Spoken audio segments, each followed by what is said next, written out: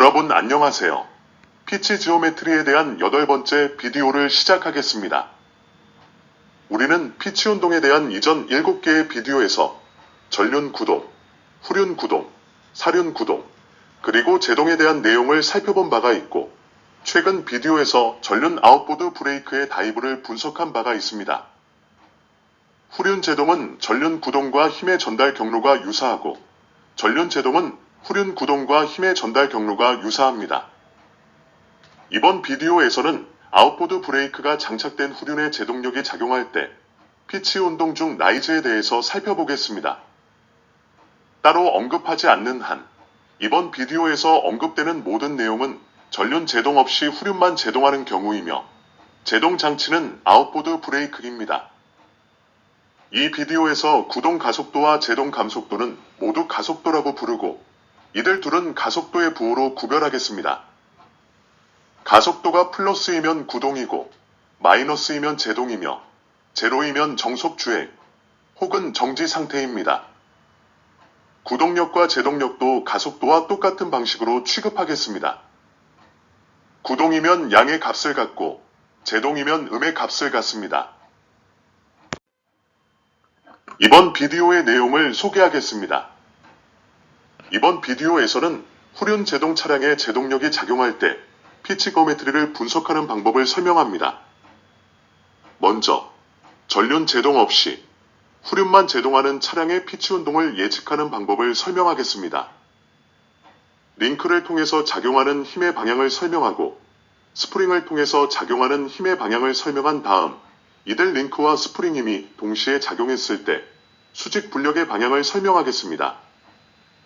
이후에 수학적 방법을 사용하여 피치 운동과 차량 자세를 분석하는 방법을 설명하겠습니다. 피치 지오메트리의 제동력이 작용했을 때 힘과 모멘트의 평형 방정식을 구하고, 제로 라이즈의 조건과 제로 피치각의 조건을 구하는 방법을 설명하겠습니다. 또한 마지막으로 가상 반작용점의 위치에 따라 달라지는 스프링과 링크에 작용하는 힘을 설명하고, 이에 따라 달라지는 라이즈와 피치각을 설명하겠습니다. 퀴즈를 풀어보겠습니다. 후륜 제동 차량에서 가상 반작용점이 라이즈 제로 라인과 피치각 제로 라인 사이에 있는 경우에 맞는 표현은 어떤 것일까요? 첫 번째, 절대값 기준으로 링크 힘이 스프링 힘보다 작다. 두 번째, 절대값 기준으로 링크 힘과 스프링 힘이 동일하다. 세 번째, 리어 라이드 하이트가 정적인 상태보다 커진다. 네 번째, 프런트 라이드 하이트가 정적인 상태보다 커진다. 다섯 번째, 리어 라이드 하이트가 프런트 라이드 하이트보다 작다.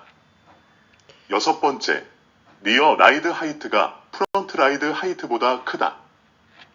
이들 6개 중 맞는 답, 1개를 골라보십시오. 링크와 스프링의 수직 동화중 부호와 방향에 대하여 여기 그림에서 나타낸 후륜 제동력을 예로 설명하겠습니다. 여기 그림에서 델타 WZR은 스프링 힘을, 델타 FZR은 링크 힘을 나타냅니다. 가상 반작용점이 노면과 라이즈 제로 라인 사이에 존재하는 경우에 이들 두 개의 힘은 모두 수직 상방향이며 스프링과 링크를 인장하는 힘으로 작용합니다. 라이즈 제로 라인은 뒷부분에서 설명이 됩니다. 이해하기 쉽도록 인장하는 힘을 양으로 정의하겠습니다.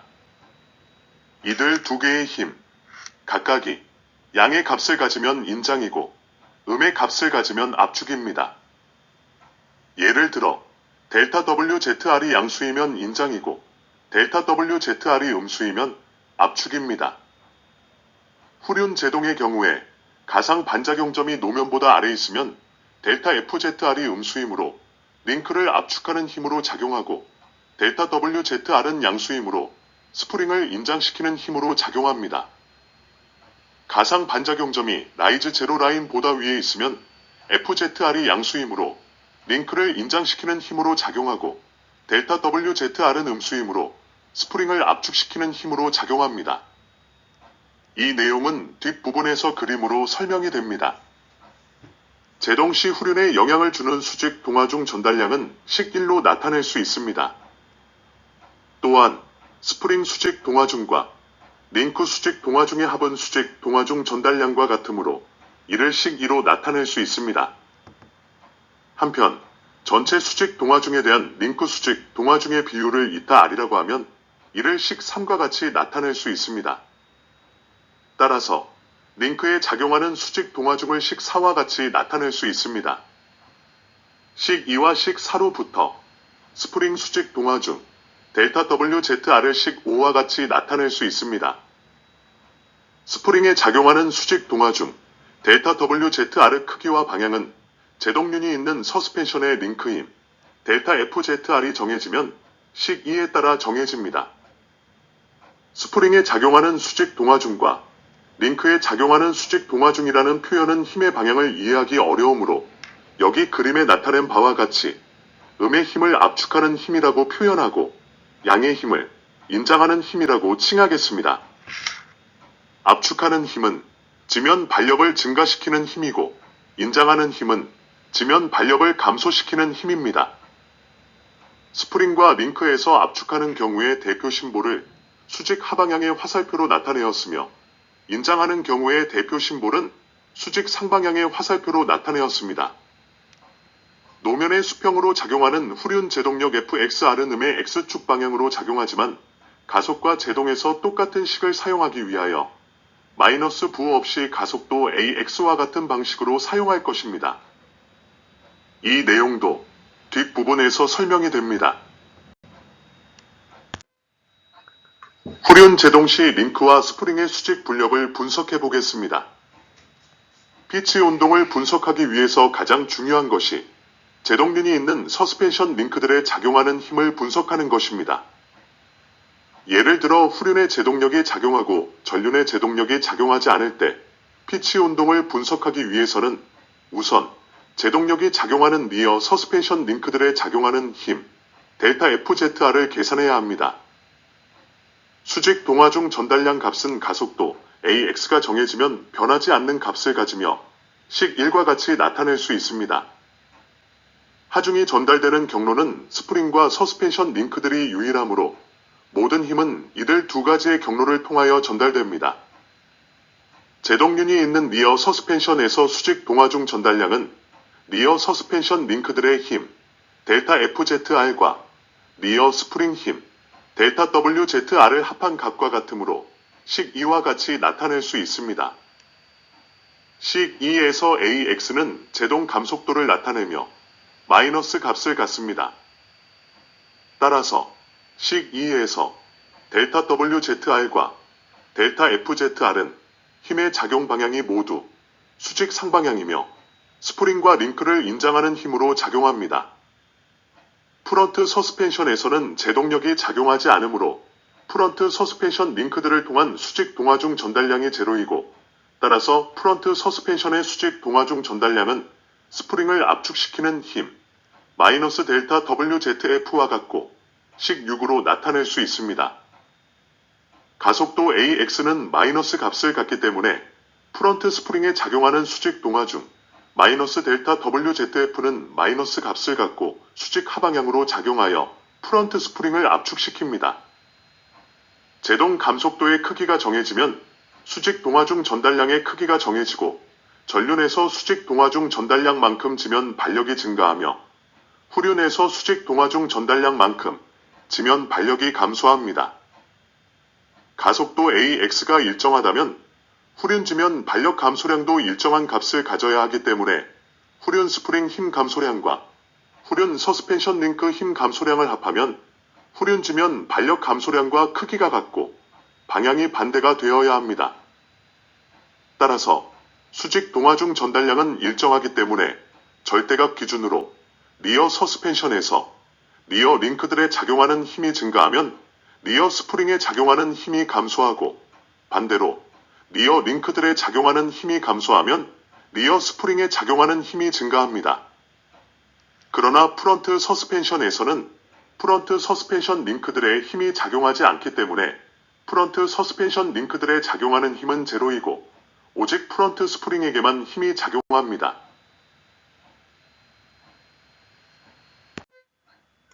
후륜 제동 시 라이즈 제로와 피치각 제로의 조건을 알아보겠습니다. 수직 동화 중 전달량, 전륜지면 반력 증가량, 그리고 후륜지면 반력 감소량은 가속도 AX가 일정하다면 물리학의 법칙에 따라 결정되기 때문에 서스펜션 링크들의 지로메트리와 상관이 없이 일정한 값을 갖습니다. 제동 시에 라이즈가 제로로 되는 조건은 리어 스프링 변이가 제로가 되는 것입니다. 리어 스프링 변이를 제로로 만들기 위해서는 리어 스프링에 작용하는 수직 동화 중 델타 WZR을 제로로 만들면 됩니다. 리어 서스펜션 링크들의 지오메트리를 변경하여 리어 가상 반작용점 SR 위치를 변경하면 리어 서스펜션 링크들에 작용하는 합력의 크기를 바꿀 수 있습니다. 이에 따라 스프링에 작용하는 힘의 크기가 달라지고 리어 라이드 하이트가 바뀝니다. 프런트 서스펜션에서는 링크들의 힘이 작용하지 않으므로 가속도 AX가 정해지면 프런트 스프링 변이와 프런트 라이드 하이트가 정해지고 변경이 불가합니다. 따라서 프런트 라이드 하이트를 바꿀 수 없기 때문에 피치각을 제로로 만들기 위해서는 리어 라이드 하이트를 프런트 라이드 하이트 수준으로 내려야 합니다. 가속도 AX는 제동에서 마이너스 값을 갖는다는 것을 기억하십시오. 여기서 주의할 것은 델타 FZR 작용 방향입니다. 이를 설명하기 위하여 수직 동화 중 전달량에 대하여 리어 서스펜션 링크들에 작용하는 힘의 비율을 나타내는 계수 이타 R을 식4에 나타낸 바와 같이 도입한 바가 있습니다. 리어 스프링 힘 델타 WZR은 계수 이타 R을 사용하여 식 5와 같이 나타낼 수 있습니다. 가상 반작용점의 위치에 따라 힘 델타 FZR 작용 방향은 위로 작용할 수도 있고 아래로 작용할 수도 있습니다. 리어 서스펜션 링크들의 힘 델타 FZR 작용 방향과 크기에 따라 리어 스프링에 작용하는 힘 델타 WZR 작용 방향과 크기가 달라집니다. 이에 대한 원리를 그림으로 살펴보겠습니다. 가상 반작용점의 위치에 따른 링크와 스프링 힘의 관계를 알아보겠습니다. 그림의 피치각 제로 라인과 라이즈 제로 라인을 구하는 방법은 뒷부분에서 설명이 됩니다. 피치각 제로 라인을 식 7과 같이 나타낼 수 있으며 프런트 스프링 강성과 리어 스프링 강성이 서로 같을 경우에 식 7은 식 8과 같이 나타낼 수 있습니다. 그림의 1은 가상 반작용점 SR이 프런트 타이어의 노면 접촉 센터 점 A와 리어 타이어의 노면 접촉 센터 점 B를 잇는 수평선의 아래 영역에 존재하는 경우를 나타내며 옅은 노란색으로 나타내었습니다. 이 경우에는 절대값 기준으로 스프링을 인장시키는 수직 힘이 링크들을 압축시키는 수직 합력보다 큽니다. 이 경우의 이타 R 값은 제로보다 작은 음의 값을 갖습니다. 그림에서 이는 가상 반작용점 SR이 프런트 타이어의 노면 접촉 센터 점 A와 리어 타이어의 노면 접촉 센터 점 B를 잇는 수평선상에 존재하는 경우를 나타내며 이 경우는 리어 링크들의 수직 합력이 제로이며 오로지 리어 스프링을 인장시키는 수직 힘만 존재합니다. 이 경우의 이타 R 값은 제로입니다. 그림에서 3은 가상 반작용점 SR이 라인 AB와 라인 BG 사이의 영역에 존재하는 경우를 나타내며 옅은 녹색으로 나타내었습니다. 여기서 점 G는 측면 뷰에서 무게 중심시 G와 같은 높이를 갖는 종방향 수평선이 프런트 타이어의 노면 접촉 센터 점 A를 지나는 수직선과 서로 만나는 점입니다. 이 경우에 리어 스프링을 인장시키는 수직 힘과 리어 서스펜션 링크들을 인장시키는 수직 힘이 발생하며 모두 수직 상방향으로 작용합니다. 이 경우의 이타 R 값은 제로보다 크고 1보다 작은 값을 갖습니다. 시중에 팔리는 대부분의 차량은 영역 3의 가상 반작용점을 갖고 있습니다. 그림에서 4는 가상 반작용점 SR이 라인 BG 상에 존재하는 경우를 나타내며 이 경우는 리어 링크들의 수직 합력이 수직 동화 중 전달량과 크기가 같고 방향이 반대이므로 리어 스프링에 작용하는 힘은 제로가 되고 리어 링크들에 작용하는 힘이 차량 전체 수직 동화중을 지지합니다. 따라서 브레이크 라이즈는 제로입니다. 이 경우에 이타 R 값은 1입니다. 나머지 가상 반작용점의 위치에 따른 링크와 스프링 힘의 관계를 알아보겠습니다. 그림의 O는 가상 반작용점 SR이 라이즈 제로 라인 BG와 피치각 제로 라인 BS 사이에 존재하는 경우를 나타내며 옅은 빨간색으로 나타나 있습니다. 그림에서 점 S는 무게 중심 CG의 2배의 높이에 있는 점 U를 지나면서 지면과 평행한 종방향 수평선이 전륜 타이어 노면 접촉점 A를 지나는 수직선과 교차하는 점입니다. 이 영역에 가상 반작용점이 존재하는 경우에는 리어 링크들을 인장시키는 힘이 수직 상방향으로 작용하며 리어 스프링을 압축시키는 힘이 수직 하방향으로 작용합니다. 절대값 기준으로 링크들의 힘이 스프링 힘보다 큽니다. 이 경우에 이타 R 값은 1보다 크고 2보다 작습니다. 이 영역의 가상 반작용점이 존재하면 리어 라이드 하이트는 감소합니다. 그러나 여전히 리어 라이드 하이트는 프런트 라이드 하이트보다 높아서 차량의 자세는 앞쪽이 낮고 뒤쪽이 높습니다. 그림의 6은 가상 반작용점 SR이 피치각 제로라인 BS상에 존재하는 경우를 나타내며 이 경우는 리어 링크들을 인장시키는 수직 합력이 수직 동화중 이동량의 2배이며 리어 스프링을 압축시키는 힘은 수직 동화중 전달량과 동일합니다.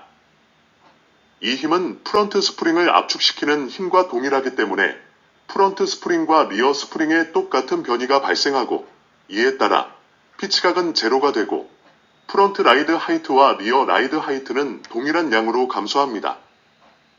이 경우에 이타 R 값은 2입니다. 그림의 7은 가상 반작용점 SR이 피치각 제로 라인 BS 위쪽 영역에 있는 경우를 나타내며 리어 라이드 하이트 감소량이 프런트 라이드 하이트 감소량보다 크며 차량의 자세는 앞쪽이 높고 뒤쪽이 낮습니다. 수직 동화중 전달량보다 더 큰 힘이 스프링을 압축시키고 수직 동화중 전달량보다 2배 이상 큰 힘이 링크들을 인장시킵니다. 이때 이타 R 값은 2보다 큽니다. 이상 설명한 모든 내용을 한꺼번에 분석해 보겠습니다. 여기 그림은 앞서 설명한 7가지 가상 반작용점의 영역에서 작용하는 스프링 수직 힘과 링크들의 수직 합력을 한꺼번에 나타낸 것입니다. 설명한 바와 같이 차량이 일정 가속도 AX로 제동할 때 뉴턴의 제2법칙으로 유도된 후륜 제동 차량의 수직 동화중 전달량은 식시로 나타낸 바와 같으며 서스펜션과 제동장치 타입에 따라 변하지 않고 일정한 값을 갖습니다. 따라서 스프링에 작용하는 수직 힘과 링크들의 수직 합력을 합하면 어떠한 경우이든 식시로 나타낸 값이 똑같이 나와야 합니다. 식시는 지면 발력이 아닌 스프링과 링크들에 작용하는 수직 합력입니다. 수직 동화중 전달량에 대한 서스펜션 링크들의 수직 합력의 비율 에타 R을 사용하여 7가지 가상 반작용점에 대한 스프링 힘과 링크들의 수직 합력을 쉽게 분석할 수 있습니다. 1번은 가상 반작용점이 노면 아래에 존재하면 에타 R 값이 음수이며 스프링을 인장시키는 힘이 링크를 압축시키는 힘보다 크다는 것을 나타냅니다. 2번은 가상 반작용점이 노면 상에 존재하면 에타 R 값이 제로이며 스프링을 인장시키는 힘만 작용하고 링크에 작용하는 힘이 제로라는 것을 나타냅니다. 3번은 가상 반작용점이 노면과 라이즈 제로 선 사이에 존재하면 에타 R 값은 제로보다 크고 1보다 작으며 스프링을 인장시키는 수직 힘과 링크들을 인장시키는 수직 합력이 모두 수직 상방향이라는 것을 나타냅니다. 4번은 가상 반작용점이 라이즈 제로 선상에 존재하면 에타 R 값이 1이며 스프링에 작용하는 수직 힘이 없어지고 링크들을 인장시키는 수직 합력만 작용한다는 것을 나타냅니다. 이 경우에 라이즈는 제로가 됩니다. 5번은 가상 반작용점이 라이즈 제로 선과 피치각 제로 선 사이에 존재하면 에타 R 값은 1보다 크고 2보다 작으며 스프링을 압축하는 수직 힘이 하방향으로 작용하고 링크들을 인장시키는 수직 압력이 수직 상방향으로 작용한다는 것을 나타냅니다. 6번은 가상 반작용점이 피치각 제로 선상에 존재하면 에타 R 값이 2이며 절대값 기준으로 스프링을 압축시키는 수직 힘 대비하여 링크들을 인장시키는 수직 압력이 2배만큼 크게 작용한다는 것을 나타냅니다. 이 경우에 프런트 스프링과 리어 스프링의 똑같은 방향으로 똑같은 압축 힘이 작용하므로 피치각은 제로가 됩니다. 7번은 가상 반작용점이 피치각 제로 라인보다 위의 영역에 존재하면 에타 R 값은 2보다 크며 절대값 기준으로 스프링을 압축시키는 수직 힘 대비하여 링크들을 인장시키는 수직 압력이 2배 이상 크다는 것을 나타냅니다. 이 영역에서는 리어 라이드 하이트 감소량이 프런트 라이드 하이트 감소량보다 큽니다. 후륜 제동 시 서스펜션 링크들에 작용하는 수직 동화중을 분석해 보겠습니다. 후륜 제동 시 피치 운동의 링크 힘은 전륜 가속 시 피치 운동의 링크 힘과 유사합니다. 링크에 작용하는 힘은 구동륜이나 제동륜이 없는 서스펜션에서는 발생하지 않습니다. 오직 구동륜이나 제동륜이 있는 서스펜션에서만 발생합니다. 이와 같은 간단한 사실은 피치 운동 분석에서 매우 중요합니다. 우리는 앞서의 비디오 Q0082 피치거오메트리 파트 2에서 설명한 바 있는 전륜 가속 시 서스펜션 링크에 작용하는 수직 불력을 분석해 본 바가 있습니다. 이 그림은 가상 반작용점이 노면과 라이즈 제로 라인 사이의 영역에 있는 경우를 나타냅니다. 여기 나타낸 모든 힘은 동적 하중이므로 일정 속도나 정지 시에는 모두 제로입니다. 후륜 제동력 FXR이 작용할 때 리어 서스펜션 어퍼 링크에 작용하는 수직 동화중 F1Z와 리어 서스펜션 로어 링크에 작용하는 수직 동화중 F2Z를 이용하여 리어 서스펜션 링크들에 작용하는 합력 델타 FZR을 식 9와 같이 나타낼 수 있으며 그림에서 녹색 화살표로 나타내었습니다. 리어 서스펜션 링크 수직 동화중 델타 FZR은 수직 상방향으로 작용하고 링크들을 인장시키는 힘이므로 지면 발력을 감소시킵니다. 마이너스 델타 FZR은 리어 서스펜션 링크 수직 동화중 델타 FZR에 기인하여 감소하는 지면 발력을 나타냅니다. 서스펜션 링크 수직 동화중 델타 FZR은 식 2로 나타낸 전체 수직 동화중 전달량 중에서 링크를 통해서 전달되는 수직 동화중입니다. 계속해서 스프링을 통해서 전달되는 수직 동화중을 분석해 보겠습니다. 스프링에 작용하는 수직 동화중을 분석해 보겠습니다. 먼저 제동륜이 있는 리어 서스펜션의 경우에 스프링을 통한 하중 전달을 알아보겠습니다. 제동륜이 있는 서스펜션에서 전달 경로는 두 가지로 나눌 수 있습니다. 첫 번째는 앞서 설명한 서스펜션 링크를 통한 하중 전달이고 두 번째가 여기서 설명하는 스프링을 통한 하중 전달입니다. 제동륜이 있는 서스펜션의 경우에 이들 두 개의 하중 전달량을 합하면 차량 전체의 수직 동화중 전달량이 됩니다. 여기 그림에서는 서스펜션 링크들을 통한 하중 전달은 제외하고 오로지 스프링을 통한 하중 전달만을 고려합니다. 스프링을 통한 하중 전달의 크기는 무게 중심 CG와 가상 반작용점 SR 위치에 따라 달라집니다. 이에 대한 상세한 내용은 뒷부분에서 자세히 설명합니다. 현재 시판되는 대부분의 차량에서 스프링을 통해서 전달되는 수직 동화중 델타 WZR은 차량 뒤쪽을 올리는 방향으로 작용하며 스프링을 인장시킵니다.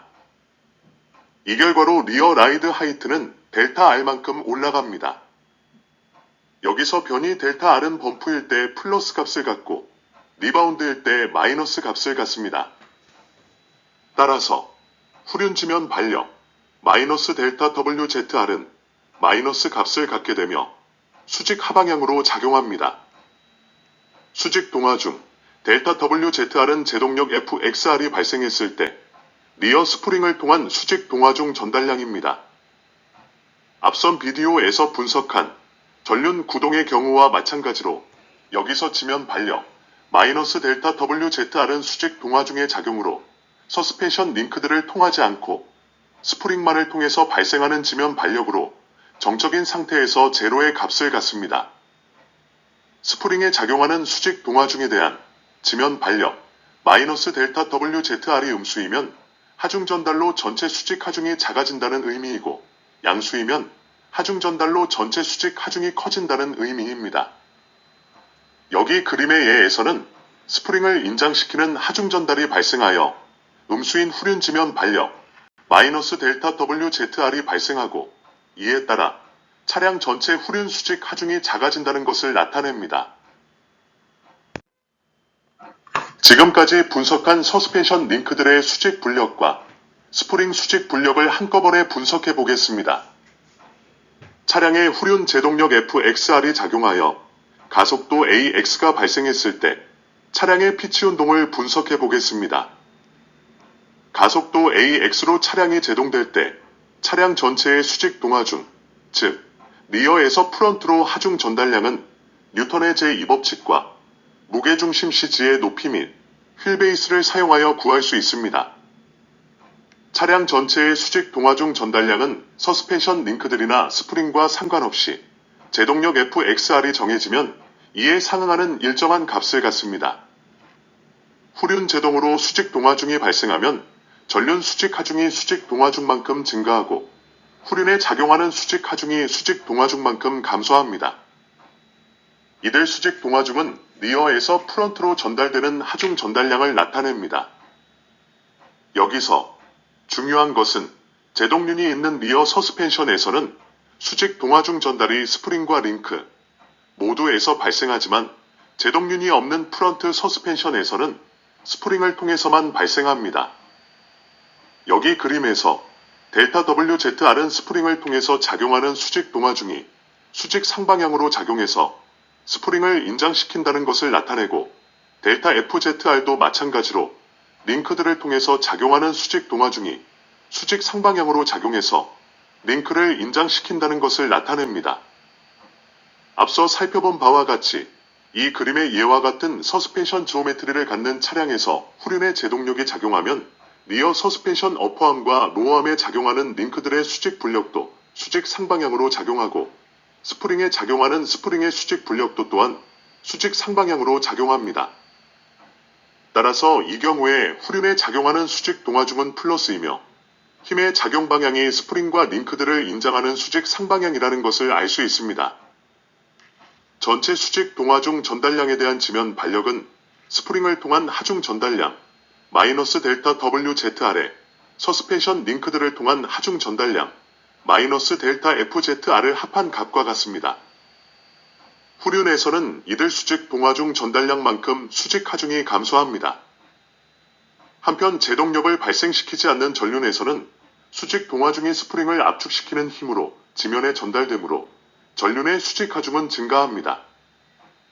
전륜에서 서스펜션 링크들을 통한 하중 전달이 없으므로 리어에서 프런트로 전달되는 전체 하중 전달량은 프런트 스프링을 통해서 작용하며 이 크기는 뉴턴의 제2법칙으로 구한 차량 전체의 수직 동하중과 동일하고 스프링을 압축시키는 힘으로 작용합니다. 우리는 앞선 비디오 H0001 차량 동력합 중량 이동편에서 가속을 하는 자동차에 발생하는 힘들을 공부한 바가 있습니다. 이들 내용 중 가속도 AX를 받는 차량에 대한 중량 이동을 리뷰해 보겠습니다. 그림과 식에 나타낸 모든 힘들 FXF, FZF, FXR, 그리고 FZR은 좌륜과 우륜의 힘이 합쳐진 힘을 나타냅니다. 차량의 수평 방향으로 작용하는 힘들의 평형으로부터 식10을 구할 수 있고 수직 방향으로 작용하는 힘들의 평형으로부터 식11을 구할 수 있습니다. 또한 차량의 무게중심 C를 중심으로 가속 시 발생하는 모든 힘들에 대한 모멘트 평형으로부터 식12을 얻을 수 있습니다. 이들 3개의 식으로부터 가속 시 전륜에 작용하는 수직힘 FZF를 식13과 같이 구할 수 있고 후륜에 작용하는 힘 FZR을 식14와 같이 구할 수 있습니다.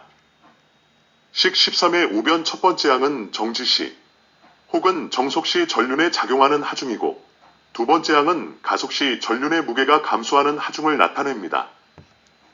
마찬가지로 식 14의 우변 첫 번째 항은 정지 시 혹은 정속 시 후륜에 작용하는 하중이고, 두 번째 항은 가속 시 후륜의 무게가 증가하는 하중을 나타냅니다.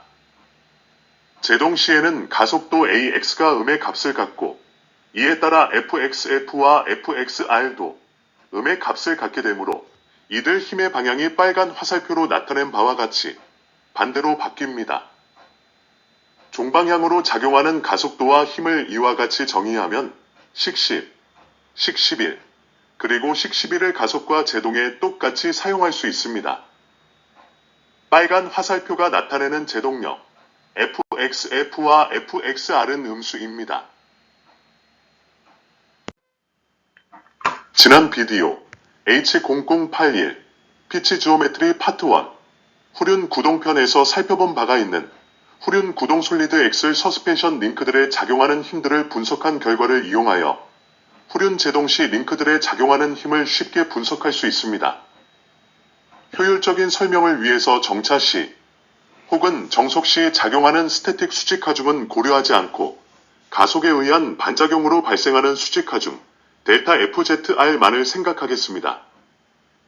윗부분 그림에 나타낸 모든 힘들은 후륜 구동력 FXR이 발생시키는 힘들이고, 아랫부분 그림에 나타낸 모든 힘들은 후륜 제동력 FXR이 발생시키는 힘들입니다. 먼저 윗부분의 후륜 구동 시 리어 서스펜션 링크들에 작용하는 모든 힘들의 수평 분력에 대한 평형으로부터 식 15를 구할 수 있습니다. 식 15는 구동력 FXR이 어퍼암에 작용하는 힘 F1의 수평성분과 로어암에 작용하는 힘 F2의 수평성분의 합력과 평형을 이루어야 한다는 것을 식으로 나타낸 것입니다. 다음에 리어 서스펜션 링크들에 작용하는 모든 힘들의 수직 분력에 대한 평형으로부터 식 16을 구할 수 있습니다. 식 16은 구동력 FXR 반력으로 발생하는 어퍼암에 작용하는 힘 F1의 수직 성분과 로어암에 작용하는 힘 F2의 수직 성분은 후륜 서스펜션 링크들의 수직 동화중에 대한 지면 반력 델타 FZR과 평형을 이루어야 한다는 것을 식으로 나타낸 것입니다. 언급한 바와 같이 델타 FZR은 스태틱 하중을 포함하지 않으며 구동력 FXR이 발생시키는 링크들의 수직 동화중 전달량에 대한 지면 반력입니다. 다음에 측면 뷰에서 후륜 중심을 지나고 지면의 수직인 직선과 로어암의 중심선이 만나는 점 Q에 대해서 발생하는 모멘트 평형으로부터 식 17을 얻을 수 있습니다. 식 17의 좌변 첫 번째 항은 구동력이 점 Q에 대하여 발생시키는 모멘트를 나타내고, 두 번째 항은 어퍼암의 수평 성분이 점 Q에 대하여 발생시키는 모멘트를 나타냅니다. 식 17을 F1에 대해서 풀면 어퍼암에 작용하는 힘 F1에 대한 식 18을 얻을 수 있습니다. 식 18은 어퍼암에 작용하는 힘 F1을 구동력 FXR 함수로 나타낸 것입니다. 식 18의 F1을 식 15에 대입하고 F2에 대해서 풀면 식 19를 얻을 수 있습니다. 식 19는 로어암에 작용하는 힘 F2를 구동력 FXR 함수로 나타낸 것입니다. 구동과 제동은 입력이 반대이므로 후륜 구동에서 구한 힘과 모멘트 식들 15, 16, 그리고 17의 부호를 반대로 바꾸면 후륜 아웃보드 브레이크 제동에서 발생하는 힘과 모멘트 식들 20, 21, 그리고 21을 구할 수 있습니다. 여기서 주의할 것은 앞에서 설명한 바와 같이 제동력 FXR은 자체가 음수이므로 부호를 바꾸면 안 됩니다. 식 21을 F1에 대해서 풀면 어퍼암에 작용하는 힘 F1에 대한 식 23을 얻을 수 있습니다. 식 23은 어퍼암에 작용하는 힘 F1을 제동력 FXR 함수로 나타낸 것입니다. 식 23의 F1을 식 20에 대입하고 F2에 대해서 풀면 식 24를 얻을 수 있습니다. 식 24는 로어암에 작용하는 힘 F2를 제동력 FXR 함수로 나타낸 것입니다.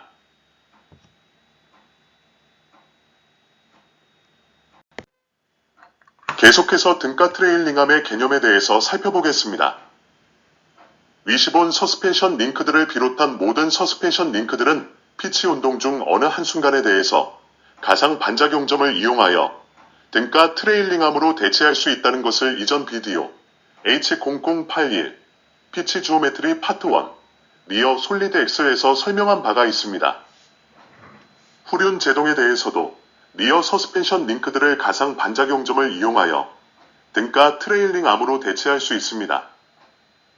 앞서 구한 바 있는 어퍼암에 작용하는 힘 F1을 나타내는 식 23과 로어암에 작용하는 힘 F2를 나타내는 식 24를 식 21에 대입하고 델타 FZR에 대해서 정리하면 식 25를 얻을 수 있습니다. 한편 리어 서스펜션 암들의 기하학적 배치로부터 수평면에 대한 어퍼암의 설치각 세타1의 탄젠트 값을 식 26과 같이 구할 수 있고 수평면에 대한 로어암의 설치각 세타2의 탄젠트 값을 식 27과 같이 구할 수 있습니다. 이같이 구한 식 26과 식 27을 식 25에 대입하면 식 28을 얻을 수 있습니다. 식 28로부터 제동력 FXR에 대한 수직 동화 중 델타 FZR 비율은 타이어 노면 접촉점 B와 리어 서스펜션의 가상 반작용점 SR을 잇는 직선의 수평 성분 D에 대한 수직 성분 E의 비율과 같다는 것을 나타내주고 있습니다. 식 28에서 제동력 FXR이 음수이기 때문에 링크를 통해서 발생하는 지면 발력 마이너스 델타 FZR은 음수이고 후륜 지면 발력을 감소시킵니다. 이와 같은 사실은 후륜 제동에서 어퍼암과 로어암은 똑같은 가상 반작용점을 갖고 솔리드 엑셀의 강체로 연결된 한 개의 트레일링 암으로 대체할 수 있다는 것을 말해주고 있습니다. 식 28에 나타낸 바와 같이 수직 동화 중 델타 FZR은 제동력 FXR이 후륜에 작용했을 때 모든 링크들에 작용하는 힘들의 수직 성분들의 합력에 대한 지면 발력입니다. 그림에 나타낸 바와 같이 제동시 가상 반작용점 SR이 후륜보다 앞에 있고 지면보다 위쪽에 있다면 수직 동화 중 마이너스 델타 FZR은 후륜 전체 지면 발력 FZR을 감소시키는 방향으로 작용합니다. 이번에는 후륜 제동력이 발생할 경우에 링크 힘과 스프링 힘을 살펴보고 이들이 전체 수직 동화 중 전달량과 어떤 관계가 있는지 알아보겠습니다. 좌측 그림은 전체 후륜 수직 발력 FZR, 수직 동화 중 전달량, 리어 스프링 힘, 델타 WZR, 리어 링크들의 힘, 델타 FZR을 나타냅니다. 여기서 WSR은 후륜에 작용하는 정적 수직 하중을 나타냅니다. G는 중력 가속도를, AX는 종방향 가속도를 나타냅니다. 델타 WZR은 제동 시 리어 스프링을 인장시키는 수직 동화중을 나타냅니다. 여기서 델타 WZR은 리어 스프링 힘을 리어 휠 센터를 지나고 노면의 수직한 선을 따라 작용하는 힘으로 환산한 것입니다. 델타 FZR은 제동 시 리어 서스펜션 링크들을 압축하는 수직 동화중을 나타냅니다. FZR은 후륜 전체 수직 하중을 나타냅니다. 후륜에 작용하는 전체 수직력 FZR은 정적 수직 하중 WSR과 전체 수직 동화중을 합하여 식 29와 같이 나타낼 수 있습니다. 식 29의 오른편 두 번째 항은 후륜에 작용하는 수직 동화중 전달량을 나타냅니다. 식 29에서 수직 동화중의 부호가 플러스인 이유는 가속도 AX가 음수이기 때문에 제동력 FXR이 작용할 때 후륜의 수직 하중 FZR이 수직 동화중만큼 감소한다는 의미입니다.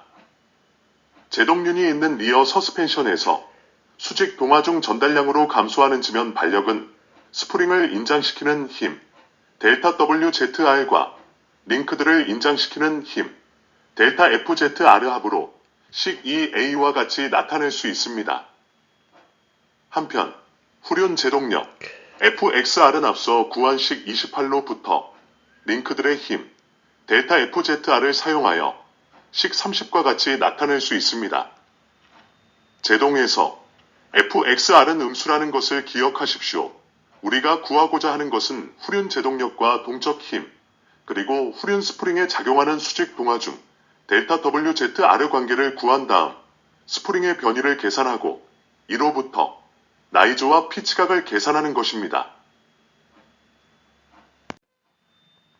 후륜 제동 차량에 대하여 리어 휠 센터 기준으로 리어 스프링 변이를 구해보겠습니다. 이를 위해서 앞서 언급한 후륜 제동력 FXR, 전체 수직 동화 중, 그리고 프런트 스프링에 작용하는 수직 동화 중 델타 WZR 관계를 구할 필요가 있습니다. 가상 반작용점 SR에 대하여 모멘트를 계산하면 식 31을 얻을 수 있습니다. 이 식에서 마지막 항의 부호가 마이너스인 이유는 제동력 FXR이 음수이고 가상 반작용점 SR에 대해서 양의 모멘트를 발생시키기 때문입니다. 델타 WZR에 대하여 식 31을 정리하면 식 31을 얻을 수 있습니다. 식 32에서 가속도 AX와 제동력 FXR은 음수라는 것을 기억하십시오. 한편 리어 휠 센터의 수직으로 작용하는 힘 델타 WZR은 리어 서스펜션 휠 레이트와 리어 휠 센터 기준 스프링 수직 변이를 사용하여 식 33과 같이 나타낼 수 있습니다. 식 33에서 KR은 리어 휠 레이트를 나타내고 델타 R은 후륜 휠 센터를 지나는 수직선을 따라 측정한 리어 스프링 변이를 나타냅니다. 식 33의 첫 번째 항은 가속도가 AX일 때 차량 전체의 수직 동화중을 나타내고 두 번째 항은 리어 서스펜션 링크들에 작용하는 힘의 수직 성분을 나타냅니다. 전륜에는 제동력이 작용하지 않기 때문에 힘 FXREED는 차량 전체 서스펜션 링크들에게 작용하는 힘을 나타냅니다. 식 33으로부터 스프링에 작용하는 수직 동화중 델타 WZR은 수직 동화중 전달량과 링크 포스의 차이 값이라는 것을 알 수 있습니다. 또한 식 33으로부터 절대값 기준으로 차량 전체의 수직 동화중이 링크들에 작용하는 힘보다 크면 스프링 힘 KR 델타 R은 양수이며 후륜 수직 하중이 감소하는 방향으로 작용한다는 것을 알 수 있습니다. 델타 R은 범프에서 플러스, 리바운드에서 마이너스 값을 갖습니다.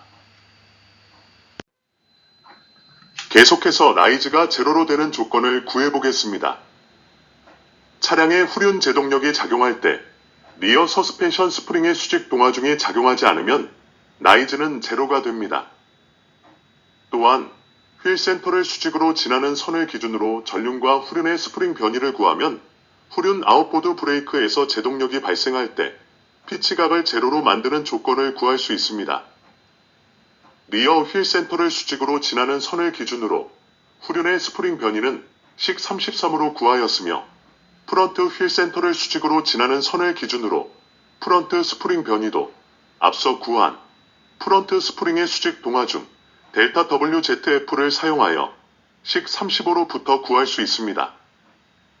여기서 델타 WZF는 프런트 스프링 힘을 프런트 휠 센터를 지나고 노면의 수직한 선을 따라 작용하는 힘으로 환산한 것입니다. 식 35에서 KF는 프런트 휠 레이트를 나타내며 델타 F는 전륜 휠 센터를 지나는 수직선을 따라 측정한 프런트 스프링 변이를 나타냅니다. 먼저 후륜 제동 차량에서 나이즈가 제로로 되는 조건을 알아보겠습니다. 식 33으로부터 나이즈가 제로로 되는 서스펜션의 기하학적 조건을 구할 수 있습니다. 나이즈가 제로로 되기 위해서는 프런트 스프링에 작용하는 힘이 제로가 되어야 하므로 식 36을 만족해야 합니다. 따라서 식 33으로부터 식 37을 구할 수 있습니다. 제동력 FXR은 식 34로 나타낼 수 있으므로 식 34의 FXR을 식 37에 대입하여 정리하면 식 38을 얻을 수 있습니다. 식 38이 성립하기 위해서는 괄호 안의 수식이 제로가 되어야 하므로 나이즈가 제로로 되기 위한 조건을 나타내는 식 39를 얻을 수 있습니다. 계속해서 나이즈를 제로로 만들기 위해서 어떠한 지오메트리가 필요한지 알아보겠습니다. 앞서 구한 식 39로 나타낸 조건으로부터 나이즈를 제로로 만들기 위한 지오메트리를 여기 그림과 같이 나타낼 수 있습니다. 점 G는 무게 중심시 G를 포함하고 지면과 평행한 수평선이 전륜 타이어 노면 접촉점 A를 지나는 수직선과 만나는 점입니다. 피치 지오메트리는 바이시클 모델을 기준으로 분석됩니다. 좌우 휠에 작용하는 힘들은 차량의 중앙 종단면에서 하나의 힘으로 합쳐집니다. 차량의 무게중심은 차량 중앙 종단면에 있다고 가정합니다. 녹색 경사선은 후륜 타이어 노면 접촉점 B와 점 G를 잇는 직선입니다. 점 B와 점 G 사이의 경사진 직선상에 가상 반작용점 SR이 존재한다면 삼각형의 닮은 꼴의 성질에 따라 L에 대한 H의 비율은 D에 대한 E의 비율과 항상 같은 값을 갖게 되므로 식 30고를 만족합니다. 따라서 프런트 서스펜션의 가상 반작용점 SR이 여기에 나타낸 녹색 직선상의 어느 곳에 존재한다면 이 차량은 제동 시 라이즈가 발생하지 않습니다. 라이즈가 발생하지 않는다는 것이 피치각이 제로라는 것은 아닙니다. 라이즈와 피치각의 관계를 살펴보겠습니다. 라이즈와 피치각이 서스펜션 지오메트리와 어떤 관계가 있는지 그림으로 알아보겠습니다. 먼저 제동력이 작용하여 라이즈가 제로로 되었을 때 라이즈와 피치각의 관계를 알아보겠습니다. 라이즈가 제로라는 것은 리어 휠 센터 기준 스프링 수직 변이가 제로라는 의미이고 리어 라이드 하이트가 변하지 않았다는 것을 의미합니다. 그러나 그림의 오렌지색 선으로 나타낸 바와 같이 리어 휠 센터 기준 스프링 수직 변이는 제로라고 하더라도 프런트 휠 변이는 제로가 아니고 프런트 라이드 하이트는 감소하였습니다. 피치각을 제로로 만들기 위해서는 리어 라이드 하이트를 프런트 수준으로 감소시켜 검은색으로 나타낸 선의 수준으로 낮춰야 합니다. 리어 라이드 하이트를 프런트 수준으로 낮추려면 가상 반작용점 SR을 높여야 합니다. 가상 반작용점 SR을 높이는 이유를 스프링을 통해서 작용하는 힘과 서스펜션 링크들을 통해서 작용하는 힘의 두 가지 측면에서 살펴보겠습니다. 가상 반작용점의 위치에 따라 스프링과 링크를 통하여 전달되는 힘들이 어떻게 달라지는지를 절대값 기준으로 살펴보겠습니다. 가상 반작용점 SR을 높이면 절대값 기준으로 스프링을 통한 수직 동화 중 델타 WZR 크기가 감소하고 서스펜션 링크들을 통한 수직 동화 중 델타 FZR 크기가 증가합니다. 반대로 가상 반작용점을 낮추면 스프링을 통한 수직 동화 중 델타 WZR 크기가 증가하고 서스펜션 링크들을 통한 수직 동화 중 델타 FZR 크기가 감소합니다. 이에 대한 물리적 의미를 수식과 그림을 통해 살펴보겠습니다. 여기 그림에서 세로축은 가상 반작용점의 수직 높이 E를 나타내고 가로축은 가상 반작용점의 수평 길이 D를 나타냅니다. 좌표축의 원점은 제동 타이어 노면 접촉 센터 B입니다.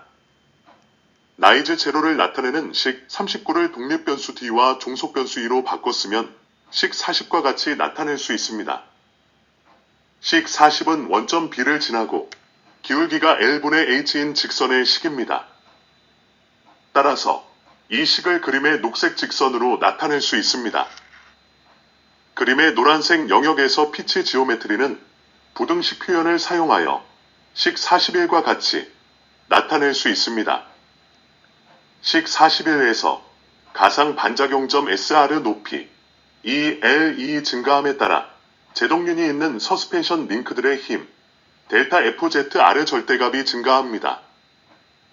차량 전체 수직 동화 중은 일정하기 때문에 스프링 힘 델타 WZR 절대값이 감소합니다. 노란색 영역에서 스프링 힘 델타 WZR과 서스펜션 링크들의 힘 델타 FZR은 같은 방향으로 작용합니다. 계속해서 녹색 직선 위의 영역에서 피치 지오메트리를 알아보겠습니다. 녹색 직선보다 위쪽에 있는 영역에 가상 반작용점이 있는 경우 피치 지오메트리는 부등식 표현을 사용하여 식 42와 같이 나타낼 수 있습니다. 식 42에서 가상 반작용점 SR 높이 이 H가 증가함에 따라 제동륜이 있는 서스펜션 링크들의 힘 FZR 크기가 절대값 기준으로 차량 전체 수직 동화중의 크기를 넘어서 증가합니다. 이 경우에 차량 전체 수직 동화중은 일정하기 때문에 스프링 힘 델타 WZR 작용 방향이 반대로 바뀌고 가상 반작용점이 위로 올라갈수록 링크를 인장하는 힘이 증가하고 스프링을 압축하는 힘이 증가합니다. 녹색 선 위의 영역에서 스프링 힘 델타 WZR과 서스펜션 링크들의 힘 델타 FZR 힘은 서로 다른 방향으로 작용합니다. 이와 같은 이유로 녹색 선보다 위쪽의 영역에 가상 반작용점이 있으면 스프링을 압축시키는 힘이 작용하여 리어 라이드 하이트를 정상 상태보다 더 작게 감소시키고 녹색 선보다 아래에 가상 반작용점이 있으면 스프링을 인장시키는 힘이 작용하여 리어 라이드 하이트를 정상 상태보다 더 크게 증가시킵니다. 한편 뉴턴의 제2법칙으로 구한 차량 전체의 수직 동화중 전달량은 후륜에서 전륜으로 전달되는 하중 전달량을 나타내며 가상 반작용점 SR 위치와 상관이 없습니다. 가상 반작용점의 역할은 스프링을 통하여 전달되는 하중 전달과 서스펜션 링크들을 통하여 전달되는 하중 전달의 비율을 정해주는 것입니다. 이 비율이 정해지면 라이즈와 피치각이 결정됩니다. 링크 힘, 스프링 힘, 그리고 라이드 하이트의 관계를 정리해 보겠습니다. 라이즈와 피치각을 계산하기 위해서 가장 먼저 필요한 것이 제동륜이 있는 리어 서스펜션 링크에 발생하는 힘, 델타 FZR을 계산하는 것입니다. 델타 FZR을 알면 식2로부터 스프링 힘과 변이를 구할 수 있고 라이드 하이트와 피치각을 구할 수 있습니다. 서스펜션 지오메트리가 결정되면 링크들의 합력, 델타 FZR 크기와 방향이 결정됩니다. 델타 FZR이 서스펜션 지오메트리에 따라 어떻게 달라지는지를 알아보겠습니다. 앞서 유도한 식 30은 제동력 FXR을 서스펜션 지오메트리의 영향으로 발생하는 수직 동화중에 대한 지면 반력 마이너스 델타 FZR 함수로 나타낸 것입니다. 식 30을 수직 동화중 델타 FZR에 대해서 정리하면 식 43을 얻을 수 있습니다. 식 43에서 제동력 FXR은 음수이므로 링크에 작용하는 수직 동화중 델타 FZR은 양수입니다. 식 43에 나타낸 바와 같이 링크임 델타 FZR은 D에 대한 E의 비율이 클수록 절대값이 커집니다. 식 2로부터 제동 감속도 AX가 일정하면 수직 동화중 전달량은 일정하므로 절대값 기준으로 서스펜션 링크들에 작용하는 힘이 커지면 스프링에 작용하는 힘이 작아지고 리어 라이드 하이트가 적게 증가합니다. 가상 반작용점이 더 높아져서 라이즈 제로 라인보다 위쪽 영역에 위치하면 스프링에 작용하는 수직 동화중이 인장에서 압축으로 바뀌고 리어 라이드 하이트는 정상 상태보다 감소합니다.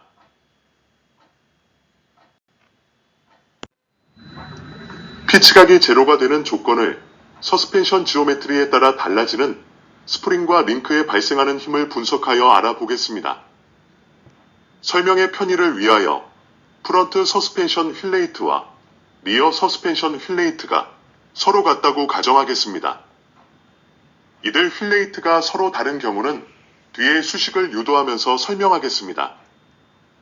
시판되는 일반적인 차량의 리어 서스펜션 지오메트리에서 후륜 제동력이 작용하면 링크에 작용하는 힘도 링크를 인장시키는 수직 상방향으로 작용하고 스프링에 작용하는 힘도 스프링을 인장시키는 수직 상방향으로 작용합니다.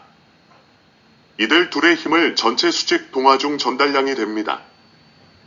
한편 라이즈가 제로라는 것은 리어 스프링 변이가 제로라는 의미이고 리어 라이드 하이트가 변하지 않았다는 것을 의미합니다. 그러나 그림의 오렌지색 선으로 나타낸 바와 같이 리어 스프링 변이는 제로라고 하더라도 프런트 스프링 변이는 제로가 아니고 프런트 라이드 하이트는 감소하였습니다. 피치각을 제로로 만들기 위해서는 리어 라이드 하이트를 프런트 수준으로 감소시켜 검은색으로 나타낸 선의 수준으로 낮춰야 합니다. 리어 라이드 하이트를 프런트 수준으로 낮추려면 가상 반작용점 SR을 높여야 합니다. 가상 반작용점 SR을 높이면 리어 서스펜션 링크들을 통하여 수직 상방향으로 작용하는 동화중 전달량 델타 FZR이 커지게 됩니다. 반면에 스프링을 통하여 전달되는 수직 동화중 전달량 델타 WZR은 델타 FZR이 커진 만큼 작아지게 됩니다. 더 명확히 표현하면 절대값 기준으로 스프링을 인장시키는 수직 동화중 델타 WZR이 링크를 인장시키는 수직 동화중 델타 FZR이 커진 만큼 작아집니다. 가상 반작용점 SR 높이 이가 점 B와 점 G를 잇는 직선상에 존재한다면 스프링의 수직 동화중이 작용하지 않고 모든 수직 동화중 전달은 서스펜션 링크들을 통해서 이루어집니다. 스프링의 수직 동화중이 작용하지 않으므로 리어 라이드 하이트가 변하지 않고 라이즈는 제로가 됩니다. 그러나 여전히 리어 라이드 하이트가 프런트 라이드 하이트보다 높으므로 피치각은 제로가 아닙니다. 후륜 제동의 경우에 가상 반작용점 SR 높이 이가 점 B와 점 G를 잇는 직선보다 위쪽에 존재한다면 리어 스프링을 통하여 작용하는 힘이 스프링을 압축하는 힘으로 작용하므로 프런트 라이드 하이트가 변하지 않은 상태로 리어 라이드 하이트가 감소하게 됩니다. 가상 반작용점 SR이 높아질수록 스프링을 압축시키려는 힘이 커지고 리어 라이드 하이트가 감소합니다. 스프링을 압축시키려는 힘이 커지는 만큼 후륜 서스펜션 링크들을 인장시키려는 링크 힘도 같이 커집니다. 이와 같은 사실을 이용하면 피치각이 제로가 되도록 리어 라이드 하이트를 감소시킬 수 있는 가상 반작용점 위치를 찾을 수 있습니다. 이와 같은 사실을 기억하고 피치각을 살펴보겠습니다. 후륜 제동 시 피치각을 구해보겠습니다. 전륜과 후륜의 휠 변이를 구하면 제동력이 발생할 때의 피치각을 구할 수 있습니다. 리어 스프링 변이는 식 33으로 구한 바가 있었으며 프런트 스프링 변이도 앞서 구한 프런트 스프링의 수직 동화중 델타 WZF를 사용하여 식 35로부터 구할 수 있었습니다. 식 35에서 KF는 프런트 휠 레이트를 나타내며 델타 F는 프런트 휠 센터를 지나는 수직선을 따라 측정한 프런트 스프링 변이를 나타냅니다. 피치각 파이 P가 작을 때는 탄젠트 파이 P는 파이 P와 같다는 근사식을 사용할 수 있습니다. 이때 파이 P는 라디안 단위입니다. 식 33을 리어 스프링 변이 델타 R에 대해서 정리하고 식 35를 프런트 스프링 변이 델타 F에 대해서 정리한 다음 이들 두 변이 값들을 식 44의 두 번째 식에 대입하면 제동력이 작용할 때 피치각 파이 P를 식 44의 세 번째 식과 같이 구할 수 있습니다. 여기서 스프링 변이는 범프에서 양의 값을 갖고 리바운드에서 음의 값을 갖습니다. 식 44를 다시 정리하면 피치각 파이 P를 식 45와 같이 나타낼 수 있습니다. 식 45로 나타낸 피치각 파이 P는 우리가 예상한 바와 같이 가속도와 질량, 그리고 프런트와 리어 휠레이트와 리어 서스펜션 링크가 갖는 지오메트리의 함수로 나타낼 수 있다는 것을 알려주고 있습니다. 식 45의 의미를 자세히 살펴보겠습니다. 피치각이 제로가 되는 조건을 구해보겠습니다. 앞서 구한 피치각 파이 P의 식 45에서 후륜 제동력이 작용하여 제동 감속도 AX가 제로가 아닐 경우 피치각 파이 P가 제로가 되는 조건은 식 45의 괄호 안의 항목들의 합이 제로가 되는 것입니다. 따라서 식 45로부터 제로 피치각의 조건을 구하면 식 46과 같이 나타낼 수 있습니다. 식 46을 D분의 2에 대해서 정리하면 식 47을 얻을 수 있습니다. 식 47의 오른편 첫 번째 항은 앞서 구한 식 39의 안티라이즈의 조건을 나타냅니다. 앞서 설명한 바와 같이 일반적인 서스펜션 지오메트리에서 라이즈가 제로가 되는 조건이 피치각도 제로가 된다는 조건은 아닙니다. 식 47로부터 프런트 서스펜션 휠레이트가 리어 서스펜션 휠레이트 대비 상당히 큰 값을 갖는다면 식 47의 두 번째 항을 무시할 수 있으므로 라이즈 제로와 피치각 제로의 조건은 똑같다는 것을 알 수 있습니다. 또한 식 47로부터 프런트 서스펜션 휠레이트와 리어 서스펜션 휠레이트의 차이가 크지 않다면 피치각이 제로가 되기 위해서는 라이즈가 제로인 조건에서 무게 중심의 높이가 2배 가까이 낮아지든지 아니면 D분의 2 값이 2배 가까이 커지든지 해야 한다는 것을 설명해주고 있습니다. 식 47에서 프런트 휠레이트가 리어 휠레이트와 같다면 제로 피치각의 조건을 식 48과 같이 나타낼 수 있습니다. 이상 설명한 내용을 그림으로 확인해 보겠습니다. 피치각을 제로로 만들기 위해서 어떠한 지오메트리가 필요한지 그림으로 알아보겠습니다. 앞서 구한 식 47로 나타낸 조건으로부터 피치각을 제로로 만들기 위한 지오메트리를 여기 그림과 같이 나타낼 수 있습니다. 설명을 효율적으로 하기 위하여 프런트 휠레이트 KF와 리어 휠레이트 KR이 서로 같다고 가정한 식 48을 이용하여 설명을 하겠습니다. 그림에서 점 U는 무게 중심 CG의 2배의 높이에 있는 점입니다. 점 S는 U를 지나는 지면과 평행한 수평선이 전륜 타이어 노면 접촉점 A를 지나는 수직선과 교차하는 점입니다. 식 48을 만족시키기 위해서는 휠 베이스에 대한 2배의 무게중심의 높이의 비율이 D에 대한 2의 비율과 같아야 합니다. 이 조건에 맞는 선을 그림에서 파란색 직선으로 나타낼 수 있습니다. 파란색 경사선은 후륜 타이어 노면 접촉점 B와 점 S를 잇는 직선입니다. 점 B와 점 S 사이의 경사진 직선상에 가상 반작용점 SR이 존재한다면 삼각형의 닮은 꼴의 성질에 따라 L에 대한 EH의 비율은 D에 대한 E의 비율과 항상 같은 값을 갖게 되므로 식 48을 만족합니다. 따라서 리어 서스펜션의 가상 반작용점 SR이 여기에 나타낸 파란색 직선상 어느 곳에 존재한다면 이 차량은 제동시 피치각 제로의 자세를 유지할 수 있습니다. 앞서 설명한 바와 같이 후륜 제동력이 작용할 경우에 피치각 제로의 자세를 유지하기 위해서는 프런트 라이드 하이트가 감소한 만큼 리어 라이드 하이트도 똑같이 감소해야 하기 때문에 피치각 제로의 최종 차량 자세는 프런트와 리어의 라이드 하이트가 모두 감소할 수밖에 없으며 최종적으로 검은색 선으로 표시한 자세가 됩니다. 후륜 제동 차량에서 가상 반작용점을 높이면 리어 라이드 하이트가 감소합니다.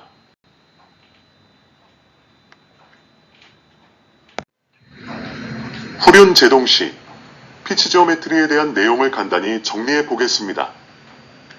가상 반작용점이 어디에 있든지 후륜에서 전륜으로 이동하는 수직 동화중 전달량은 가속도 AX가 정해지면 변하지 않는다는 사실이 중요합니다.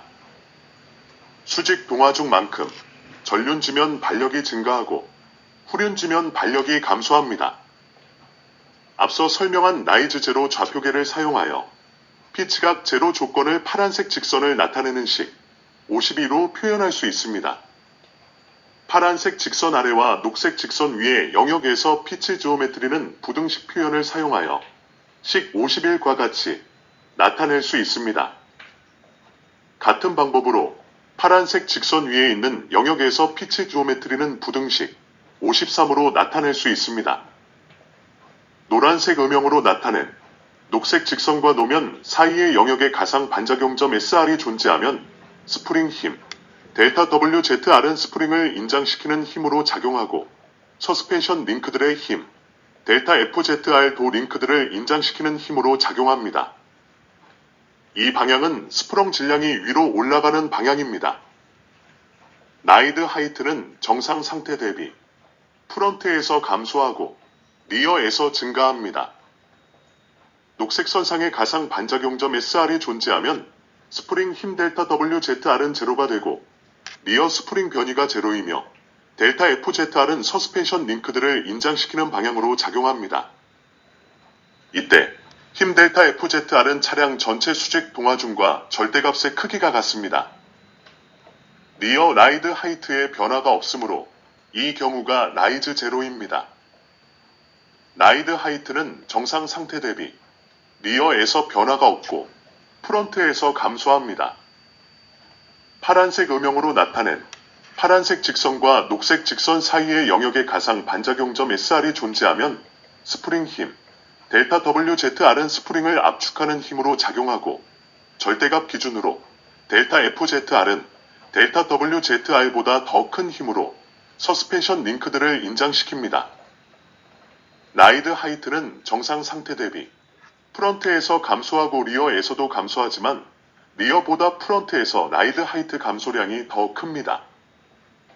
파란색 선상의 가상 반작용점 SR이 존재하면 절대값 기준으로 스프링 힘, 델타 WZR은 서스펜션 링크들의 힘의 절반이 되고 스프링을 압축하는 힘으로 작용합니다. 이 힘은 절대값 기준으로 수직 동화중 전달량과 크기가 같습니다. 델타 FZR은 서스펜션 링크들을 인장시키는 방향으로 작용합니다. 이때 힘 델타 FZR은 차량 전체 수직 동화중 절대값의 크기의 2배가 됩니다. 라이드 하이트는 리어에서 프런트 수준으로 낮아지므로 피치각은 제로가 됩니다. 파란색 선 위쪽의 영역의 가상 반작용점 SR이 존재하면 스프링을 압축시키는 힘보다 링크를 인장시키는 힘이 크며 절대값 기준으로 이들 두 힘의 차이는 수직 동화중 전달량과 동일합니다. 정상 상태 대비 리어 라이드 하이트가 프런트 라이드 하이트보다 더 크게 감소합니다. 가상 반작용점이 노면에 위치하면 가상 반작용점의 높이 이가 제로이므로 링크 힘이 제로이고 델타 WZR은 스프링을 인장시키는 힘으로 작용합니다. 이 경우에 프런트 라이드 하이트 감소량이 리어 라이드 하이트 증가량과 크기가 같습니다. 가상 반작용점이 노면보다 아래에 위치하면 가상 반작용점의 높이 이가 음수이며 식 54에 나타낸 바와 같이 델타 FZR은 양수가 되어 링크를 압축시키는 힘으로 작용하고 스프링을 인장시키는 힘이 링크를 압축시키는 힘보다 크며 절대값 기준으로 이들 두 힘의 차이는 수직 동화중 전달량과 동일합니다. 이 경우에 리어 라이드 하이트 증가량이 프런트 라이드 하이트 감소량보다 크기가 큽니다.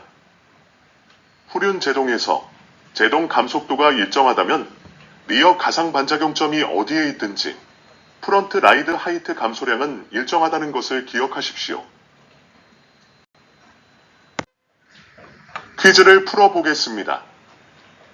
후륜 제동 차량에서 가상 반작용점이 라이즈 제로 라인과 피치각 제로 라인 사이에 있는 경우에 맞는 표현은 어떤 것일까요? 첫 번째, 절대값 기준으로 링크 힘이 스프링 힘보다 큽니다. 두 번째, 절대값 기준으로 링크 힘이 스프링 힘보다 큽니다. 세 번째, 리어 라이드 하이트가 정적인 상태보다 작습니다. 네 번째, 프런트 라이드 하이트는 정적인 상태보다 작습니다. 다섯 번째, 리어 라이드 하이트가 프런트 라이드 하이트보다 큽니다. 여섯 번째, 리어 라이드 하이트가 프런트 라이드 하이트보다 큽니다. 6번이 정답입니다. 이번 비디오의 내용을 요약해 보겠습니다. 후륜 아웃보드 제동 차량의 피치 기로메트리를 설명하였습니다. 라이즈는 차량이 후륜 브레이크로 제동될 때 차량의 뒤쪽이 위로 올라가는 현상입니다. 타이어 노면 접촉면에서 수평으로 발생하는 제동력이 무게 중심보다 아래쪽에서 작용하기 때문에 차량의 바디의 앞쪽이 자연스럽게 내려가고 뒤쪽이 들리는 현상입니다.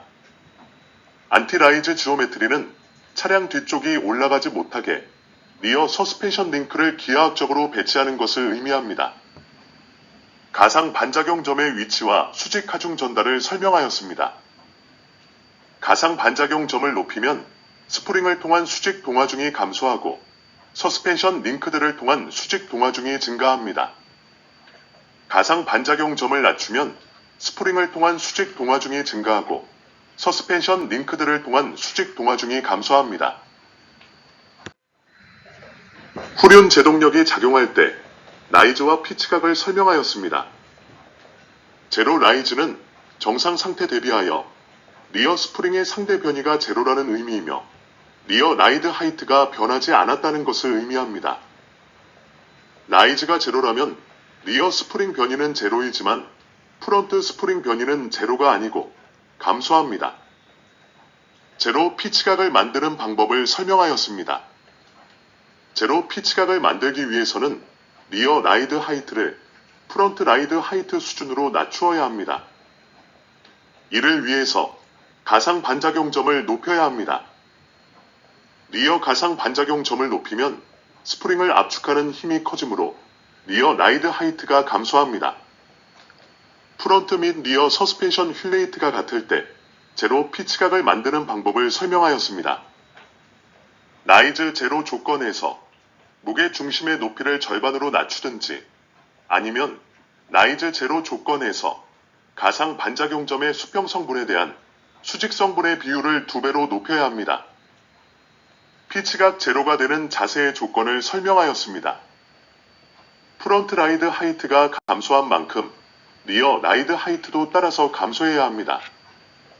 따라서 프론트와 리어의 라이드 하이트가 모두 같은 크기로 감소해야 합니다. 후륜 차량에서 가상 반작용점 위치의 물리적 원리를 설명하였습니다. 제동 타이어 노면 접촉 센터 기준으로 가상 반작용점의 수평 위치에 대한 수직 위치의 비율을 SR이라 하고 휠베이스에 대한 무게중심 높이의 비율을 CR이라 하면 이들로부터 라이드 하이트의 변화를 알 수 있습니다. SR이 제로보다 작으면 리어 증가량이 프론트 감소량보다 큽니다. SR이 제로이면 리어 증가량과 프론트 감소량의 크기가 동일합니다. SR이 제로보다 크고 CR보다 작으면 리어 라이드 하이트가 증가하고 프론트 라이드 하이트가 감소합니다. SR이 CR과 같으면 라이드 하이트는 리어에서 변하지 않고 프론트에서 감소합니다. 이때 라이즈는 제로가 됩니다.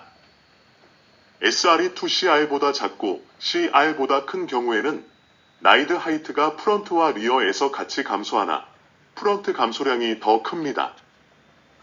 SR이 2CR과 같은 경우에는 라이드 하이트가 프론트와 리어에서 똑같은 크기로 감소하며 이때 피치각은 제로입니다. SR이 2CR보다 크면 라이드 하이트가 프론트와 리어에서 같이 감소하나 리어 감소량이 더 큽니다. 차량 전체의 수직 동화중과 가상 반작용점의 관계를 설명하였습니다. 후륜 제동에서 차량 전체의 수직 동화중은 후륜에서 전륜으로 전달되는 하중 전달량입니다. 차량 전체의 수직 동화중 전달량은 가상 반작용점의 위치와 상관이 없습니다. 가상 반작용점의 역할은 스프링과 서스펜션 링크들을 통하여 전달되는 하중 전달의 비율을 정하는 것입니다. 하중 전달 비율이 정해지면 라이즈와 피치각이 결정됩니다. 가상 반작용점의 위치를 이용하여 라이즈와 피치각을 조정할 수 있습니다. 지난 비디오를 시청하시면 다양한 분야의 자동차 지식을 알아보실 수가 있고 앞으로 출시될 비디오를 더욱 깊이 있게 이해하실 수 있습니다. 지난 비디오 H0086 피치 지오메트리 파트 6에서는 프론트 독립형과 장치를 갖는 전륜 구동차의 리프트와 피치각을 설명하고 가상 반작용점의 7가지 위치에 따라 리프트와 피치각이 어떻게 달라지는지를 설명하였으며 비록 가속일지라도 가상 반작용점의 위치에 따라 프론트 라이드 하이트가 감소할 수 있다는 것을 설명하였습니다. 최근 비디오 H0087 피치 지오메트리 파트 6에서는 전륜 제동 장치를 갖는 차량의 다이브와 피치각을 설명하고 가상 반작용점의 7가지 위치에 따라 다이브와 피치각이 어떻게 달라지는지를 설명하였으며 비록 제동일지라도 가상 반작용점의 위치에 따라 프론트 라이드 하이트가 증가할 수 있다는 것을 설명하였습니다. 다음 비디오는 피치 지오메트리 파트 9으로서 인보드 제동 장치를 갖는 전륜 제동 차량의 다이브를 설명할 예정입니다. 도움이 되셨다면 좋아요를 눌러주시고 무료 구독을 부탁드립니다. 알림 설정을 해두시면 새롭게 출시되는 비디오를 가장 빨리 보실 수가 있습니다. 여러분 다음에 다시 만나요. 안녕히 계세요.